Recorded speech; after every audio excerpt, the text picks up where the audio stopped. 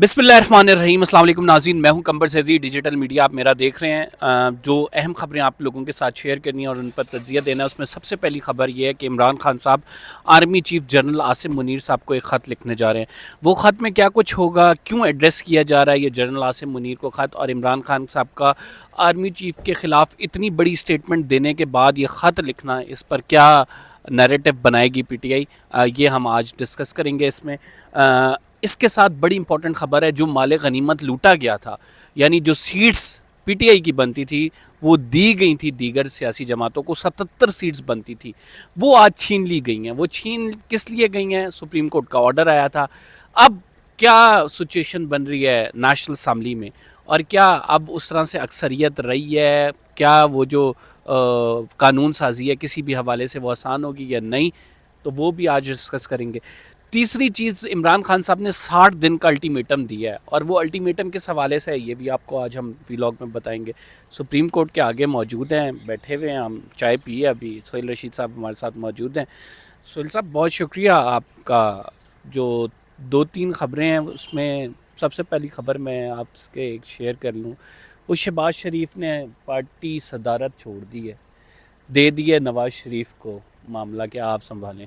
तो इरशाद भट्टी साहब की मैं ट्वीट देख रहा था, बड़ा मज़े का उन्होंने तज्जिया किया हुआ। उन्होंने कहा कि शहबाज शरीफ ने पार्टी सदारत छोड़ के किसे दी है? नवाज़ शरीफ साहब को। और इजाज़त किससे ली है? कायदे अवान से। यानी कायद बड़ा ओहदा छोड़कर नवाज़ शरीफ साहब आप सदारत के छोटे ओहदे पे आ रहे हैं। ये हाउस ऑफ शरीफ आपस में ही ले दे करता रहता है। और पार्टी सदारत छोड़ने के मकासद क्या हैं? कुछ जो लोग हैं नून लीग से, वो ये बता रहे हैं कि हो सकता है ग्रैंड डायलॉग की तरफ बात जा रही हो, और नवाज़ शरीफ साहब उसमें इन होना चाहते हैं पार्टी को। अभी मुस्लिम लीग नून का टोटल फोकस ये है कि किसी तरह से अपनी पार्टी को स्टेबलाइज़ करें, हुकूमत पे फोकस करें, जो कि नहीं हो पा रहा। इमरान खान साहब ने जेल में बैठे हुए इतना टफ टाइम दिया हुआ है। फिर आर्मी चीफ वाले मामले पर बाद में आएंगे, पहले इस मामले को ज़रा डिस्कस कर लेते हैं। देखिए, मेरा ख्याल है ग्रैंड डायलॉग में जाने के लिए नवाज़ शरीफ साहब को कोई पार्टी की जो एक पोजीशन है या सदारत नहीं चाहिए। नवाज़ शरीफ का मुस्लिम लीग नून के साथ एक पूरा कद मौजूद है और वो वैसे भी उसमें कर सकते हैं, लेकिन हाँ, अगर पार्टियों की सरबराह उन्हें करना है या उस तरह से। लेकिन नवाज़ शरीफ ग्रुप जो है ना, ओवरऑल वो थोड़ा सा दोबारा एक्टिव हुआ है। राना सनाउल्लाह दोबारा आए हैं, उसमें लूप में आए हैं। उन्होंने आके एक पोजीशन संभाली है गवर्नमेंट में, और उनकी स्टेटमेंट्स भी बड़ी मज़े मज़े की आ रही हैं। वो कह रहे हैं इमरान खान एक हकीकत है और उसको रिहा करने का सोचना नहीं है, उसको रिहा करने के अलावा ऑप्शन नहीं है, और हम उसको एक हकीकत तस्लीम कर रहे हैं, बस वो भी हमें हकीकत तस्लीम कर ले। तो ये बात जो है ना, एक उस तरफ इशारा लगती है कि शायद ये मामला अब ग्रैंड डायलॉग या एटलीस्ट डायलॉग की तरफ जाता हुआ दिखाई देगा आने वाले दिनों में। और वो डायलॉग होने में जो रुकावट थी, जो कहा जाता था कि इमरान खान और नवाज़ शरीफ एक दूसरे के साथ तो नहीं बैठेंगे, वो रुकावट दूर हो गई है, क्योंकि वो अब डायलॉग जो है ना पीटीआई के साथ नहीं होगा। वो डायलॉग अब होगा तहरीक तहफ़्फ़ुज़ आइन पाकिस्तान नामी इत्तेहाद के साथ, जिसमें महमूद अचकज़ई बैठे हुए हैं टॉप पोजीशन पे। मौलाना फजल रहमान किसी वक्त भी जा सकते हैं, इम्कान बड़ा कभी मौजूद है। उनकी तरफ से सॉफ्ट और फिर स्टेटमेंट्स आ रही हैं। पीटीआई को भी फिर वो माननी पड़ेगी, क्योंकि वो ही इज़ द कुछ बिगेस्ट तो माननी पार्टी। पड़ती हैं ना, कुछ तो माननी पड़ती हैं, ऐसा नहीं है, माननी भी पड़ती हैं कुछ ना कुछ। माननी तब नहीं जाती जब इमरान खान खुद होते तो वो बात ना करते। अब जब दरमियान में एक जो विचोला कहते हैं ना, पंजाब में जो रिश्ता कराने के लिए पड़ता था, वो विचोले के नाम पे ना एक तहरीक आ रही है, तहरीक तहफ़्फ़ुज़ आइन पाकिस्तान। अचकज़ई साहब को नवाज़ शरीफ साहब ने गेट नहीं खोलना किया, बिल्कुल खोलेंगे, अगर बुलाएंगे तब भी मियाँ साहब उनके पास आएंगे। मौलाना फजल रहमान साहब भी ऐसे ही हैं। तो अचकज़ई साहब उस तहरीक के अगर होंगे सरबराह, और पीटीआई भी उसमें ऑन बोर्ड होगी, तो वो बैठ के एक डायलॉग का आगाज़ करेंगे, और वहाँ से ये सारा डायलॉग चल के आगे जाएगा, और उसमें मेरा ख्याल है कोई बेहतरी की सूरत निकल सकती है। What if Imran Khan negates that कि सर नहीं हम करेंगे पार्टी ना, नहीं। ओ सर, दो चीज़ें होती हैं। एक होता है एक सियासतदान अपना वोट बैंक कायम रखने के लिए कुछ चीज़ें कहता है, कुछ बोलता है, वो उसके मुखालिफ सियासतदान को भी पता होती है कि ये वो वाली स्टेटमेंट है, इस पर हमने मुखालफत नहीं नहीं करनी, करनी। ठीक है, जिन दिनों मुज़ाकरात चल रहे होते हैं। एक वो होता है कि वो अपने कुछ जेस्चर से, कुछ इशारों के नयों से कुछ ऐसे इकदामात करता है जिससे दूसरी तरफ पता चल जाता है कि हाँ, ये बंदा इंटरेस्टेड अब है। इंटरेस्टेड है। महमूद अचकज़ई को सदर का उम्मीदवार बनाना इमरान खान की तरफ से पहली मूव थी, ये दिखाने के लिए कि मैंने एक अपने मुखालिफ जिसे मैं बड़ा उसकी चादर तक को मैं तनकीद का निशाना बनाता था, तो उसको अगर मैं सदारती उम्मीदवार नामज़द कर रहा हूँ तो उसके पीछे उन्हें तो पता था ये सदर नहीं बनेगा। एक ट्रस्ट बिल्डिंग मैयर था कि मैंने अब कुछ लोगों के साथ बहरहाल चलना है। अब भी वो कह रहे हैं कि मेरी 3 जमातों से तो बात नहीं हो सकती। बात घूम के ना 3 जमातों तक आ गई है। कान उधर से और भी पकड़ा उसमें जाएगा, इधर से और पकड़ा उसमें जाएगा। नहीं, और उसमें मौलाना फजल रहमान की जमात शामिल नहीं है। आप हाँ। जिन 3 जमातों से बात नहीं हुई। हाँ, JUIF नहीं देखें, हाँ। असद कैसर वगैरह भी तो गए थे ना मौलाना के पास। हाँ जी, और मौलाना ने पिछले दिनों इंटरव्यू में बरमला कहा है जी कि हमारे पास जो लोग आए हैं उन्होंने हमें बताया कि इमरान खान ने भेजा है, तो हमने इसलिए उनको वेलकम किया है, और अगर हमारी उनकी बात बन गई तो ये बहुत अच्छा होगा। और उन्होंने कहा कि इसीलिए हम उनके जो बाकी लीडर है, सेकंड ईयर लीडरशिप, उनके हमारे खिलाफ जो बयानात हैं उनको हम नोटिस नहीं ले रहे, इसलिए कि हमारी बात अब डायरेक्ट इमरान खान से चल रही है। अब एक और एस्पेक्ट इसका डिस्कस करते हैं, और वो एस्पेक्ट ऐसा है कि एक और सिग्नलिंग हुई है। एक सिग्नलिंग जो पॉजिटिव सिग्नलिंग हम उसे कह सकते हैं कि इमरान खान साहब जो आर्मी चीफ साहब को ये ख़त लिखने जा रहे हैं, ठीक है, ये ख़त में बेसिकली इमरान खान साहब क्या एड्रेस करेंगे, बताया ये जा रहा है कि 6 नुकात पर मबनी है, मतलब 6 चीज़ें हैं जिनको एड्रेस करना है।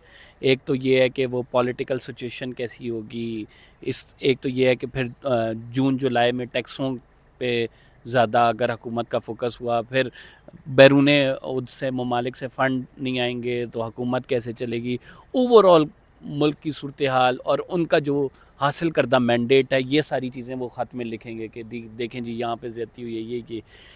अब मामला ये कि ये ख़त लिखने का कहा क्यों गया है, कुछ ज़राए बताते हैं कि 2 हफ़्ते पहले से ये ख़त पे इमरान खान साहब काम कर रहे हैं और अब फाइनल स्टेजेस पे।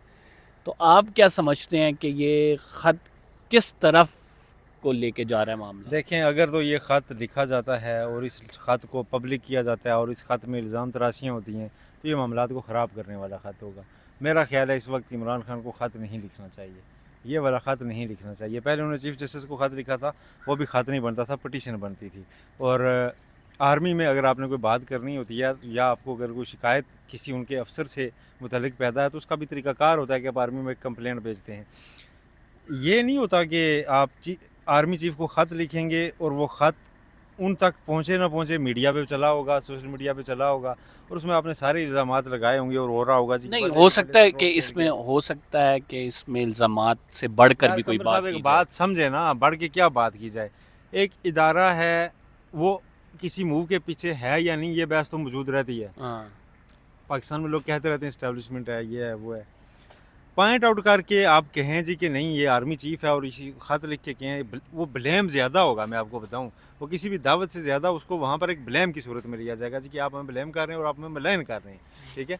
तो ये मेरा ख्याल है कि ख़त के बजाय कोई और तरीका अपनाना चाहिए, और जो ये सियासी रास्ता निकाला जाता है ना, वो ऐसे नहीं निकाला जाता। ख़त वाली मूव के ऊपर मेरा ख्याल है खान साहब को किसी ने मशवरा दिया है तो वो ठीक है, क्योंकि इस खत का जवाब तो नहीं आएगा। वो खत का जवाब वो कहेंगे हमारे डोमेन ही नहीं है नहीं है पॉलिटिकल ना, उसमें। नहीं है ना। तो जब आप बरमला ये कहेंगे तो आप ये जवाब लेने के लिए कह रहे हैं और फिर आप रिकॉर्ड पे रखेंगे फ्यूचर में जी के देखें ये बंदा तो जनाब 2014 में जब था तब भी कहता इसे था, पैर यूज उंगली करेंगे। उठाए। हाँ, और अभी जब भी ये हमें खत जेल में लिख था, रहे हैं। हाँ। जब जेल में था तो तब भी खत वहाँ पे लिख रहा और था। इसमें प्रेस कॉन्फ्रेंस भी एक्सपेक्टेड है कि वो प्रेस कॉन्फ्रेंस करके कहें कि ये देखें जी ये इस तरह से खत आया है और ये हमारी तो डोमेन, हमारा तो कुछ लेना देना नहीं, आप विफाकी हुकूमत को जी लिखें। जी, और एक कैदी के खत का जवाब तो हाँ। आर्मी चीफ मेरा ख्याल है ना नहीं। डिसिप्लिन में भी नहीं दे सकते ना, ठीक है। वैसे कोई किसी तकरीब में मुलाकात हो, वो कह दें कि जी ये हो रहा है या कोई इस तरह की लेकिन बात। सर ये एक तरह से सिग्नलिंग भी तो है ना कि मैं बात, मतलब यानी उस तरफ बात की जा सकती है आपसे, क्या ऐसी सिग्नलिंग है या नहीं? सिग्नलिंग के मैंने बताया और तरीके होते हैं, ठीक है। वो जो अभी मैंने डिस्कस किए हैं कि इस तरह के लोगों को जो कि अफवाम और तफहीम की सियासत पर यकीन रखते हों, उनके साथ अगर आप राब्ते बढ़ाएं और उनको अपने करीब रखें और वो जाके आपकी बात करें, और उनके राब्ते होते हैं हर हो जगह। सकता है मिसट्रस्ट भी हो यार, कोई आके बात कुछ होती हो, आके कुछ बताते हो। तो आपको by any stretch of imagination ये लगता है कि इस खत लिखने से मामला हल होंगे? नहीं, मुझे तो नहीं लगता कि खत लिखने से होंगे, लेकिन एक या तरह से इस खत लिखने से मामला बेहतर होंगे या बुरे होंगे?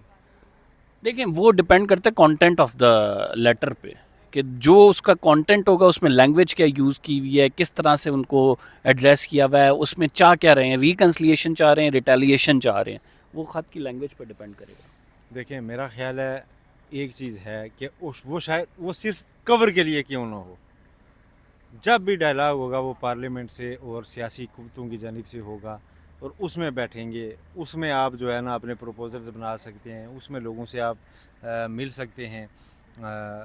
और अगर आप अगर आपने इस्टेब्लिशमेंट के लिए उसमें ये लिखा कि इस्टेब्लिशमेंट गैर सियासी होगी, तो वो तो कहेंगे जी कि ठीक है आप लिखें, सो बिस्मिल्लाह, हम तो 2 साल से प्रेस कॉन्फ्रेंस करके कह रहे हैं कि हम गैर सियासी हैं, हम नहीं सियासत करना चाहते। तो आपने अगर पार्लिमानी जमातों ने सारों ने बैठ के लिख दिया, पॉलिटिकल पार्टीज ने लिख दिया, तो वेलकम, हमारी सर आंखों पर, हम तो नहीं। लेकिन आपको भी पता है कि क्या मुदाखलत ऐसे होती है, क्या सियासी मामलात में मुदाखलत ऐसी होती है कि डायरेक्ट इसको तो होता ही नहीं है ना कभी कुछ बाई भी। पेन जो है ना रोका जाए, या कुछ नहीं, स्टेट के जो है ना वर्ल्ड वाइड कुछ डायनामिक्स होते हैं। डीप स्टेट की टर्म पाकिस्तान में कॉइन नहीं हुई ये बाय अमेरिका में हुई है बेसिकली ये। जी। वहाँ पे भी ये चीज़ें डिस्कस की जाती हैं कि वहाँ पे भी एक डीप स्टेट का कॉन्सेप्ट होता है जो कि ना फंक्शन कर रही होती है हर टाइम, और उस पर वो एक ऑटो पे लगा सिस्टम होता है कि उसकी मशीन चल रही है, उसमें जो चीज़ें आ रही हैं वो पिस रही हैं, और उसने एक अपने मखसूस डिसिप्लिन में काम करते रहना है उसमें, जिसे हम जो है ना बाज़ बार मुदाखलत समझ रहे होते हैं। पिछले दिनों अब किसी दोस्त के व्लॉग में मैंने कहा था, कहते हैं जी कि वो लिखा हुआ है अख्तियार नहीं है फलां फलां इदारे का ये वाला। तो मैंने कहा यार पूरी दुनिया की इंटेलिजेंस एजेंसीज बाज़ बात दूसरे मुल्कों में जाके ऑपरेशन कर रही होती है, तो वो उनका लिखा हुआ इख्तियार नहीं सर होता। अफसल साहब वो उनकी ठीक है, आई आई रिक्वायरमेंट आई होती है, एग्री के वो उनकी रिक्वायरमेंट होती आई है। एग्री के डीप स्टेट करती हैं, पूरी दुनिया में काम करती हैं, लेकिन जिस ब्लेटेंट तरीके से पाकिस्तान के अंदर मुदाखलत हो रही है, मेरे ख्याल से दिस इज अच्छा, कंडेमेबल। एक चीज़ और मुझे बता दें, सारी चीज़ें तय पा जाती हैं ग्रैंड डायलॉग में जी कि सियासी अमल में मुदाखलत नहीं करेंगे, लेकिन क्या आपको लगता है कि उसके बाद स्टेट किसी नहीं, स्टेट किसी एक सियासतदान पे, किसी एक प्राइम मिनिस्टर पे, किसी प्रेसिडेंट पे, या किसी फॉरेन मिनिस्टर या किसी के ऊपर नज़र नहीं रखेगी खुफिया तरीके से कि यार ये मुल्क रखेगी। के मफाद का सौदा ना कर रहा हो? आप ये कह रहे हैं कि उसको अगर उस खुफिया ग्रैंड तरीके से डायलॉग के मॉनिटर नतीजे में करके मुदाखलत खत्म होगी तो नहीं होगी। ये पॉजिटिव या नेगेटिव की फॉर्म में वो जा सकती है। हाँ, ये एग्जैक्टली अब है। सर मसला ये है कि हमने उसे नेगेटिव ये होती है कि मैं कमर ज़्यादा को जीते हुए इलेक्शन रोकवा दूं, और मैं कहूँ कि नहीं ये हाँ। चूंकि मुझे खुद नहीं पसंद। हाँ। तो ये पॉजिटिव ये होती है कि कमर ज़्यादा एक मिनिस्टर है और मैंने उस पर नज़र रखी हुई है, और मैं उसे देख रहा हूँ कि यार ये क्या मिनिस्टर है यार, ये सारा दिन इन मशागल में लगा रहता है, ये तो काम ही नहीं कर रहा। तो मैंने एक रिपोर्ट देनी है कहीं ना कहीं कि यार ये बंदा जो है ना इतना रिलायबल नहीं है, ये इस तरह उस तरह का, और फिर उसके बाद आपके खिलाफ माहौल तंग हो जाएगा। एक रिफाइंड फॉर्म जो आप ये कह सकते हैं रिफॉर्म्स की तरीके से मुदाखलत हो। To keep a check is their domain. हाँ। ठीक है, तो यानी आप कह रहे हैं कि ये जो है ग्रैंड डायलॉग की तरफ मामला जाए, तब एक बेहतर तरीके से अगर पॉजिटिव रिफॉर्म्स आई, एक बेहतर तरीके से मुदाखलत होगी, बट बेहतर तरीके से मुदाखलत नहीं मैं कह रहा, मैं जो बात कहना चाह रहा हूँ कि वो ये चेक होगा रहेगा कि ना सर। चेक रहेगा। आप चेक से नहीं रोक सकते जी कि आइंदा जी जो है ना सिक्योरिटी फोर्सेज, सिक्योरिटी फोर्सेज वो इसको देखें ही ना, वो तो आपकी सिक्योरिटी भी यकीनी बना रहे होते हैं ना, उन्होंने देखना है। हम अभी जहाँ जिस जगह बैठे हुए हैं इस बिल्डिंग में, गॉट इट, तो कहीं ना गॉट कहीं इट, हमारे लेट्स मूव टू, इसलिए है जी कि इसको किसी ने Exactly. प्रोटेक्ट किया हुआ है। ठीक है, तो वो तो रहेगा और वो रहना चाहिए।